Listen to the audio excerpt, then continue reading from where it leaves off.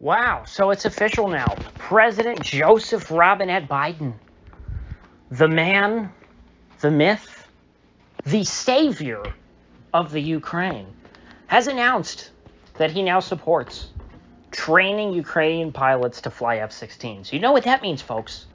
We're sending F-16s to Ukraine. $35 million little jet planes off to Ukraine just to get blown up by the Ruskies. Now, riddle me this. If the Ukrainians are holding their own so well,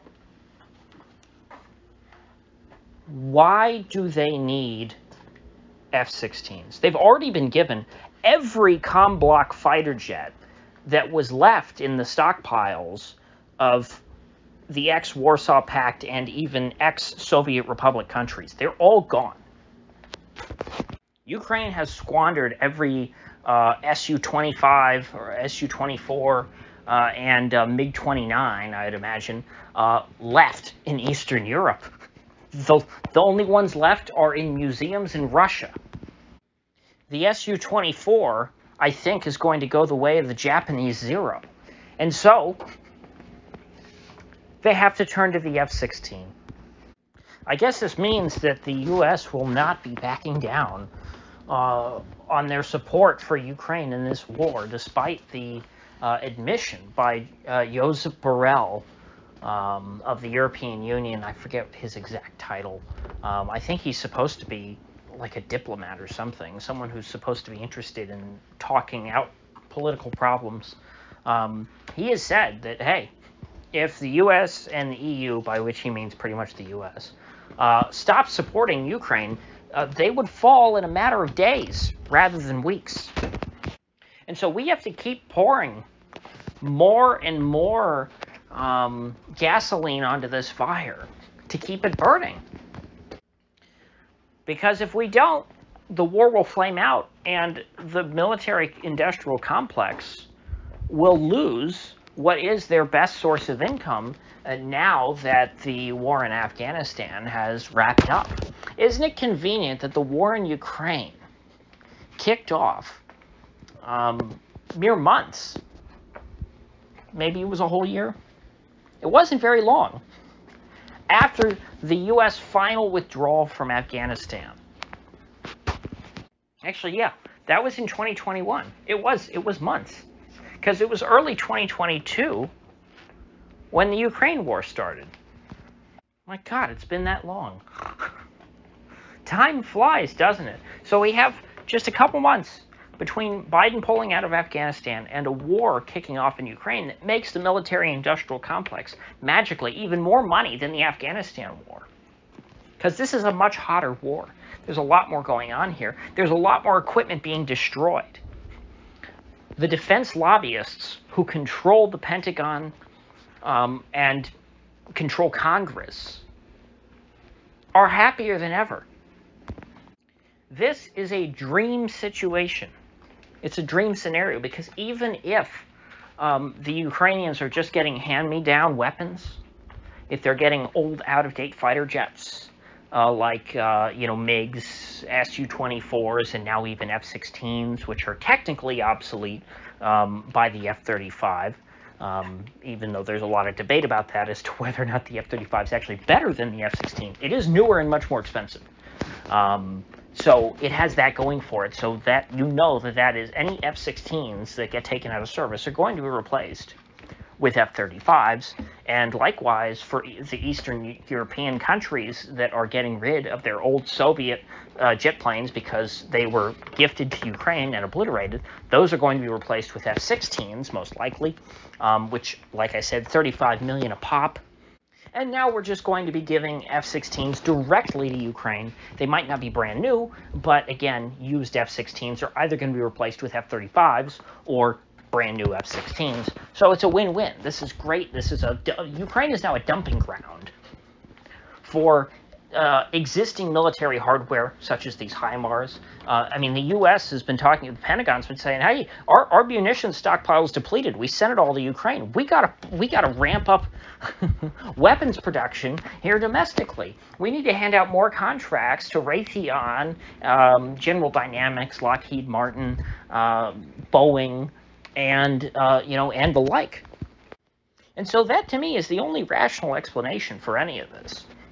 Nothing is gained here. Everyone accepts and understands that Ukraine cannot win and that Ukraine is only still in the fight because we keep fueling their fire.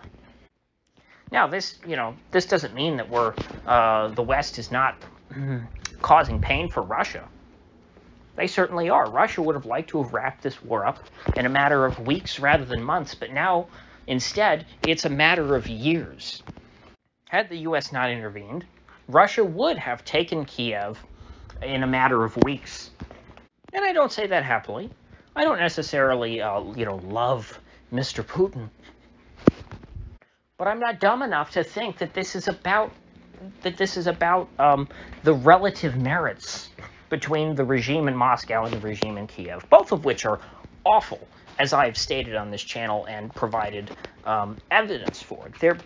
They're at the very least equally bad, though you can make the case that the regime in Kiev is far worse now that it's put under stress and it's in a very vulnerable state. It's lashing out at its own population much more than the regime in Moscow has ever needed to do.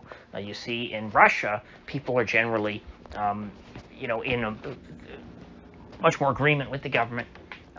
Dissidents don't really have a lot of power there, and they're not much of a threat to the government.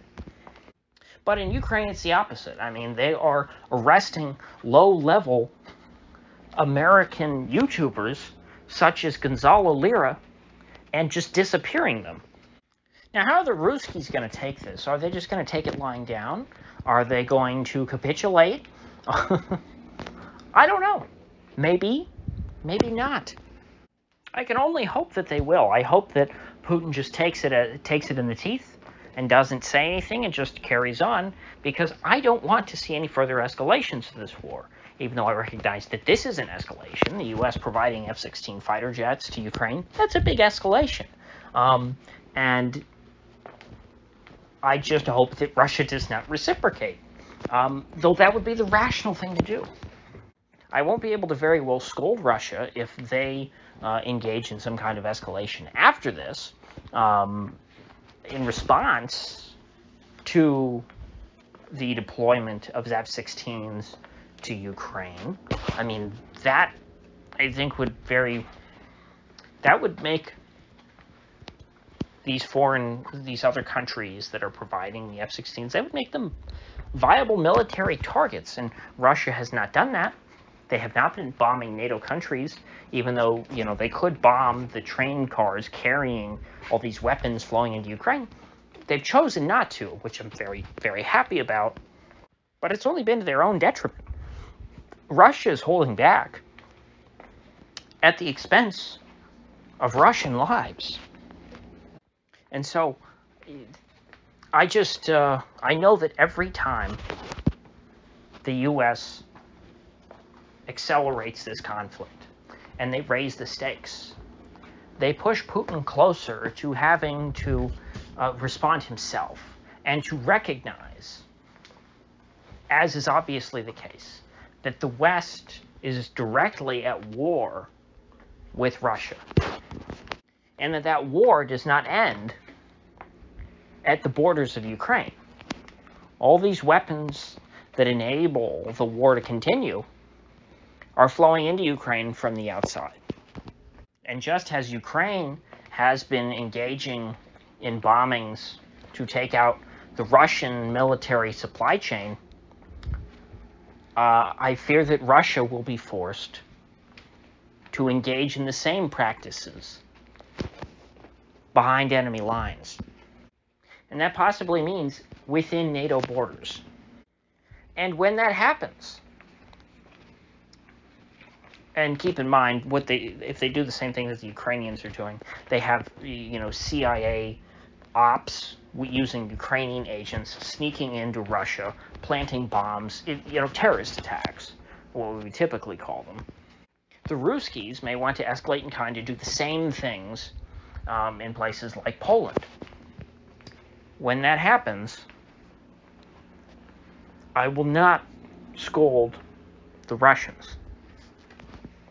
I can't scold them for responding in kind. If the West wants to be a part of Ukraine's war with Russia,